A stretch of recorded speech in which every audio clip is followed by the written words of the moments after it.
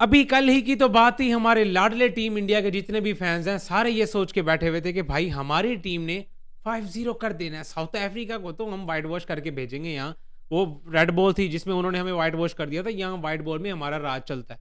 हम इंडिया में खेल रहे हैं, हमने टोटली जलील कर देना है। पहला मैच किया भी 101 रन के मार्जिन से भाई साहब साउथ अफ्रीका को पेला, और अब ये वाला मैच 51 रन के मार्जिन से इंडिया पिल के बैठी हुई।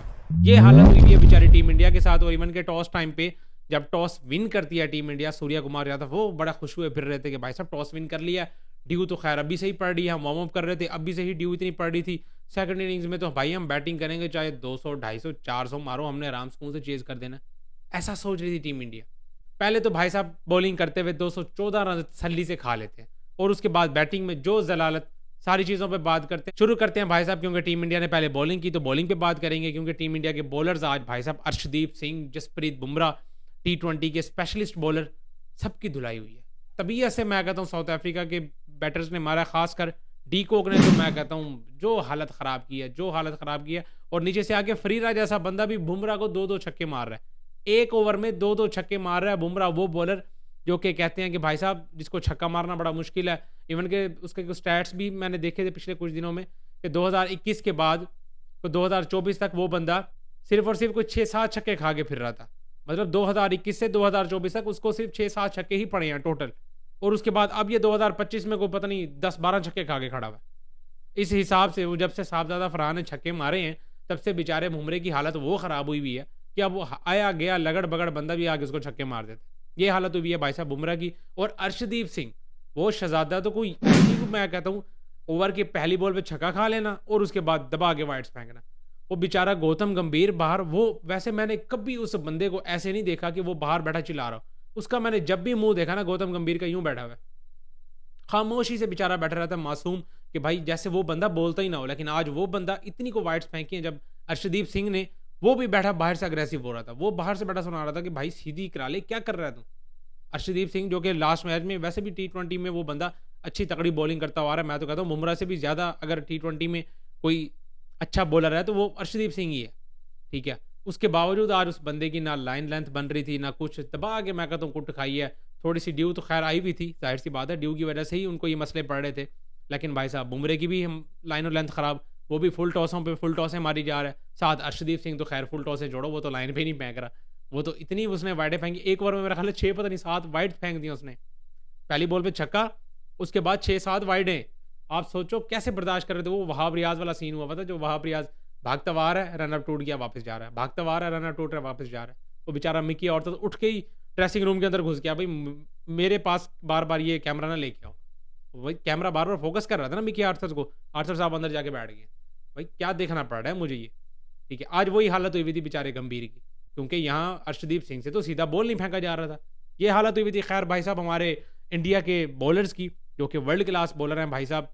दबा के मैं कहता हूँ क्विंटन डिकॉक ने हालत ख़राब की। 90 रन करके जाता है क्विंटन डिकॉक, वो भी अनफॉर्चुनेट सीन हो गया उस बंदे के साथ कि रन आउट हो गया, वरना सीधा सीधा भाई साहब वो अपनी सेंचुरी मिस करके जा रहे हैं। और इंडिया के खिलाफ भाई साहब वो हाईएस्ट नंबर ऑफ 50s करने वाला बैटर बन चुके हैं। इस हिसाब से उस बंदे का इंडिया के खिलाफ रिकॉर्ड है। बल्कि वनडे में भी मैं उसका एक रिकॉर्ड बता रहा था कि 23-24 इनिंग्स में कोई 7-8 सेंचुरी स्कोर करके खड़ा हुआ है, और अब highest number of 50s in T20 format. तो मतलब क्विंटन डिकॉक तो ऑफिशियली फादर कह लें, मैं तो कहता हूँ टीम इंडिया का। नीचे से आके भाई साहब जो फरीरा ने छक्के मारे हैं, और मारे किसको हैं भाई साहब, बुमरे को उठा उठा के छक्के मारे हैं। पुल पे छक्के मार रहा है, फुल टॉस पे छक्के मार रहा है, बुमरे की भी कोई लाइन लेंथ नहीं बन रही। फरीरा ने भी नीचे से भाई साहब आके 16 बॉलों पे 30 रन करते हैं, और सिर्फ मैं तो यही कहूँगा सिर्फ दो बैटर्स के ये सारे कुल मिला के रन हैं। 30 रन फरीरा करता है और उसके बाद 90 रन करता है हमारा क्विंटन डिकॉक, बाकी 213 रन ऐसे ही हो जाते हैं। ये है भाई साहब T20 फॉर्मेट, यही होता है T20 फॉर्मेट कि एक बैटर अगर अच्छी इनिंग खेल जाए तो बाकी उनके 20-20, 15-15, 30-30 रन भी मिल के 200 प्लस हो जाते हैं आराम से कौन से। तो अर्शदीप भाई साहब बॉलिंग में 4 ओवर्स में 54 रन खाते हैं, और साथ हमारे जसप्रीत बुमराह 4 ओवर्स में 45 रन। तो दोनों ने मिला के ऑलमोस्ट सेंचुरी खा ली, मतलब 99 रन। और वो सेंचुरी जो अर्शदीप सिंह विराट कोहली के साथ बातें कर रहे थे कि पाजी सेंचुरी मिस होगी, आज होगी, आज होगी भाई साहब। दो वर्ल्ड क्लास बॉलर्स की मिला के ऑलमोस्ट 99 रन पे वैसे ओवर इनके कंप्लीट हो गए, वरना सेंचुरी भी खा ही लेते, ये कोई बड़ी बात नहीं थी। तो ये है भाई साहब 8 ओवर्स में ऑलमोस्ट सेंचुरी इनके टीम इंडिया के बेस्ट बॉलर्स की हालत हुई भी थी, ठीक है। आज थोड़ा सा ड्यू का मसला पड़ रहा था, उसकी वजह से ये हालत हुई है। लेकिन बुमरे की भी हालत देखें तो बड़े अरसे से भाई साहब कुट खा रहा है वो। उसकी तो अब ऐसी ही बॉलिंग रह गई है कि भाई साहब वो 40-45 रन खा ही जाता है टी20 फॉर्मेट में। और एशिया कप में भी हमने देखा है, हमारे पाकिस्तान के खिलाफ भी इवन के जो साहबजादा ने इसको उठा के मारे थे छक्के। वरुण चक्रवर्ती अच्छी बॉलिंग करके जाता है भाई साहब, 4 ओवर्स में सिर्फ और सिर्फ 29 रन और 2 आउट भी करके जाता है। वाहिद बॉलर था जिसने 7+ की इकॉनमी के साथ रन खाए हैं, वरना सब के सब 10+ के ऊपर ही गए बैठे हैं। खुद अर्शदीप सिंह जो कि डेथ स्पेशलिस्ट हैं, बुमराह डेथ स्पेशलिस्ट हैं, 11+ की इकॉनमी, अर्शदीप सिंह 13+ की इकॉनमी, हार्दिक पांडू मेरा दोस्त, उसकी भी ठीक हालत ख़राब हुई है, 3 ओवर्स में 34 रन खा के जाता है वो बंदा भी। और दबा के मैं कहता हूँ साउथ अफ्रीकन्स ने जो मारा है पहली इनिंग्स में।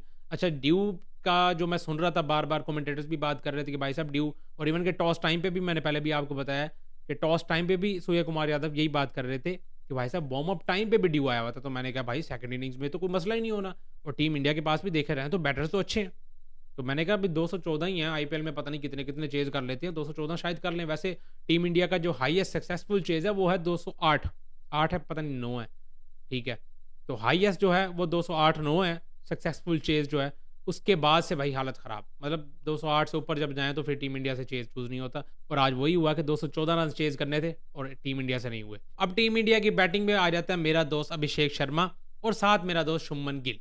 गिल भाई साहब एमआरएफ का बैट तो पकड़ लेते हैं और ये समझते हैं कि भाई साहब अब हम तीनों फॉर्मेट के नेक्स्ट जनरेशन के विराट कोहली बन चुके हैं। उनको ये लगता है ऐसे, और आज बिल्कुल उसी तरह विराट कोहली की रिवायत को बरकरार रखते हुए मेरा दोस्त पहली ही बॉल पे, मतलब गोल्डन डक तो विराट कोहली के नाम भी बहुत ज़्यादा हैं, और खासकर स्लिप में तो यूं विराट कोहली आ रहे हैं, स्लिप लगवा रहे हैं और घर जा रहे हैं। ऐसे ही मेरा दोस्त शुभमन गिल भी पहली ही बॉल पे भाई साहब स्लिप में कैच पकड़वा के भाई साहब वो जा रहे हैं, ठीक है। अच्छा चलो जी, शुभमन गिल आउट हो गए, साथ अभिषेक शर्मा दूसरे एंड पे, उसको कोई फर्क वैसे नहीं पड़ता, आपको पता है कि आउट हो ना हो, पहली बॉल है दूसरी बॉल है, वो तो निकल निकल के छक्के मार रहा है। अभिषेक शर्मा दूसरे एंड से छक्के मार रहा है, इधर से गौतम गंभीर ने भेज दिया अक्षर पटेल को, मतलब नंबर 3 का जो कि उनका कैप्टन बैठा हुआ है बाहर, सूर्य कुमार यादव। और एक टाइम पे तो भाई वर्ल्ड का नंबर 1 बैट्समैन था, और वैसे भी पावर प्ले में और जिस हिसाब की उसकी गेम है, ठीक है, उसको पिछले कुछ मैचेस से उस बंदे से रन्स नहीं आ रहे उस हिसाब से, हमें समझ आती है। लेकिन अगर आपने उसको कॉन्फिडेंस देना है ना, तो उसके खुद के नंबर पे जो कि वो वन डाउन पोजीशन पे आके जिस हिसाब की वो शॉट्स मारता है, वो पावर प्ले में ही अपना कॉन्फिडेंस गेन कर सकता है, अगर वो कर सकता है तो। वरना तो उसकी जगह ही नहीं बनती जिस हिसाब की उसकी परफॉर्मेंस है पिछले कुछ अरसे से। सिर्फ और सिर्फ मेरा ख्याल है कोई 17-18 की उसकी एवरेज है जब से वो बंदा कप्तान बना है।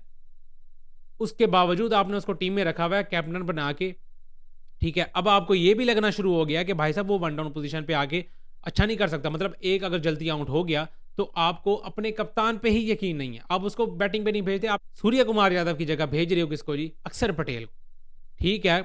काफ़ी गेम्स में हमने देखा कि भाई साहब नीचे से कोई एक ऑलराउंडर उठा के जल्दी से भेज देते हैं, वो तब होता है जब 2-3 आउट ऊपर से हो जाएं, तब विकेट्स को थोड़ा स्लो डाउन करने के लिए, ठीक है, और एक गैम्बल खेलने के लिए जी आप नीचे से कोई ऑलराउंडर उठा के भेज देते हैं। जैसे हमने एशिया कप में इंडिया के ही खिलाफ हमारे नवाज को भेज दिया था और उसने 42 रन की इनिंग्स भी खेल ली थी, ठीक है। ऐसा हमें तब समझ आता है जब कोई मिडिल ऑर्डर में मतलब ऐसा कुछ सीन हो जाए। अभी एक आउट हुआ है यार, एक आउट तो पहले ओवर में बहुत दफ़ा हमने देखा है, टी20 फॉर्मेट, वनडे फॉर्मेट, इवन के टेस्ट फॉर्मेट में हम देख चुके हैं कि पहले ओवर में ही आउट हो जाता है। तो मतलब आप क्या, पहले ओवर में अगर आउट हो गया तो आपका कप्तान बैटिंग पे नहीं जा सकता। ये है टीम इंडिया की सोच, गौतम गंभीर की सोच। भाई साहब जिसका भी ये फैसला था उस बंदे को तो सैल्यूट है, मैं तो यही कहूँगा भाई, या तो आप सूर्य कुमार यादव को टीम में ही ना रखो अगर आपको उसके ऊपर यकीन ही नहीं है तो, ठीक है। हमें भी पता है कि उससे रन्स नहीं हो रहे, हम तो वैसे ही उसकी जो दबा के बेइज्जती कर चुके हैं, पता नहीं कितनी दफ़ा हम उस पर हंसी मजाक कर चुके हैं, हमें भी पता है, ठीक है। लेकिन यार अगर आपने उसको टीम में रखा हुआ है और वर्ल्ड कप बिल्कुल ही करीब है, और इस हिसाब से आप अपने कैप्टन को कॉन्फिडेंस तो नहीं दोगे, मेरे हिसाब से जो थोड़ी बहुत उसमें काबिलियत है वो भी ख़त्म हो जानी है। और हम तो फील्ड में भी यही देख रहे हैं, बेचारा सूर्य कुमार यादव वैसे घूम रहा है बाहर से, वो गौतम गंभीर के इशारे आ रहे हैं कि चलो जी अब ये करो अब वो करो, बेचारा सूर्य कुमार यादव वैसे ही कर रहा होता है, ठीक है। तो मेरे हिसाब से तो भाई सूर्य कुमार यादव की कोई समझ नहीं आ रही है। अगर आपने उसको ऐसे ही चलाना, उससे अच्छा भाई साहब ना ही खिलाओ, किसी और को कप्तान बना के पांड्या को बना दो, ठीक है, पांड्या को कप्तान बना दो और सूर्य की छुट्टी करा दो, फिर उसको बाहर बिठा दो अगर ऐसे खिलाना है तो। मतलब अक्षर पटेल सूर्य कुमार यादव से पहले, हजम ही नहीं हो रही है बात। और 214 के चेज पे, मतलब क्या अक्षर पटेल को कितना बड़ा हिटर है, या तो होता ना कोई तगड़ा हिटर आपने ऊपर भेज दिया हो, जब पांड्या को भेज दिया हो, ठीक है, चलो कुछ समझ आती है, हाँ यार उसने आगे फुल लपेटना है। अक्षर पटेल यार वो भी नॉर्मली खेलता है यार, जितना भी तेज खेल ले, मैं कहता हूँ सूर्य से तेज तो फिर भी नहीं खेल सकता। और पावर प्ले में खास तौर पे यार, पावर प्ले में सूर्य कुमार यादव यार उसकी 2-3 शॉट्स लग जाएं, उसका कॉन्फिडेंस वापस आ जाना है। अजीब ही हिसाब किताब है। खैर भाई साहब शुभमन गिल पहली बॉल पे आउट, अक्षर पटेल आते हैं 21 बॉलों पे 21 रन की, क्या खूबसूरत इनिंग्स खेल के जाते हैं और गौतम गंभीर को डेडिकेट कर देंगे जाके ये वाली इनिंग्स कि भाई साहब चेक कर लें आप, आपने मुझे वन डाउन भेजा और मैंने क्या कमाल की। इससे पहले हमने टेस्ट फॉर्मेट में भी देखा, वाशिंगटन सुंदर को वन डाउन टू डाउन पे भेजी खड़े थे, मेरा ख्याल है कोई 1-2 मैचेस में तो खुद Kuldeep Yadav one down position पे आ गया। सुभान अल्लाह भाई साहब, इसका मैं क्या ही कहूँ, इंडियन फैंस ज़्यादा बेहतर जानते हैं गौतम गंभीर को कि भाई किस ज़हनियत का मालिक है वो बंदा। तो ये सूरत हाल थी भाई साहब, 17 रन करके जाते हैं अभिषेक शर्मा भी। मैंने वैसे हिसाब लगाया, मैंने एशिया कप में भी पूरा नोट किया, क्योंकि एशिया कप से लेके अब तक ये तकरीबन टीम वही चलती हुई आ रही है। तो अभिषेक शर्मा को ऊपर से आउट कर लो, नीचे से पांडु शांडू को देख लो, बाकी टीम इनकी खत्म ही है। ठीक है, या तिलक वर्मा, तिलक वर्मा भी वैसे ठीक है, मिडल ऑर्डर में अच्छा स्टेबिलिटी दे रहा है आगे। और भाई मुझे तो समझ नहीं आती, मैंने वैसे वो वाला मैच देखा था मुंबई इंडियंस वाला, जब आईपीएल में ये बंदा रिटायर्ड होके बाहर जा रहा है।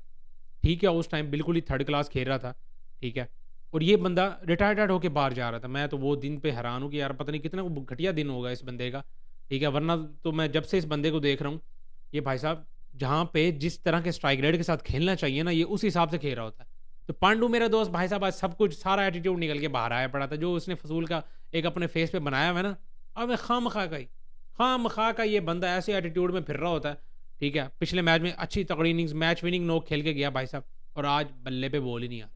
ठीक है, एक टाइम पे तो कैच खड़ा हो गया, ठीक है, कैच हुआ नहीं है भाई साहब, सिंगल ही नहीं ले रहे। एटीट्यूड है ना भाई साहब, एटीट्यूड है वो, जैसे शो करा रहे हैं अपने आप को, हाँ यार कैच हो गया बस ठीक है मैं जा रहा हूँ, जाने लगे हैं भाई साहब, इधर से कैन ड्रॉप हो गया, फिर आधी विकेट पे आगे फिर वापस भाग गए।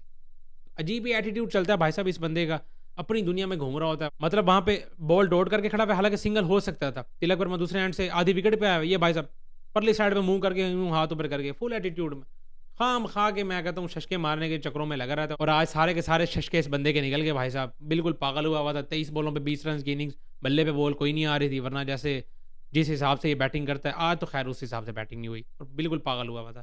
खैर तिलक वर्मा भाई साहब 62 रन की एक अच्छी तगड़ी इनिंग खेल के गया, और एक ही बंदा खेला है, बाकी तो सारे के सारे जलील हुए हैं। बाकी आप सबको क्या लगता है सीरीज कौन जीतेगा? अभी तो 1-1 से बराबरी हो गई है, आगे 3 मैचेस और पड़े हैं, कौन जीतेगा, किसको ज़्यादा एडवांटेज है, लाजमी कमेंट्स में शेयर करें। इस वीडियो में इतना ही, मिलता है नेक्स्ट वीडियो में।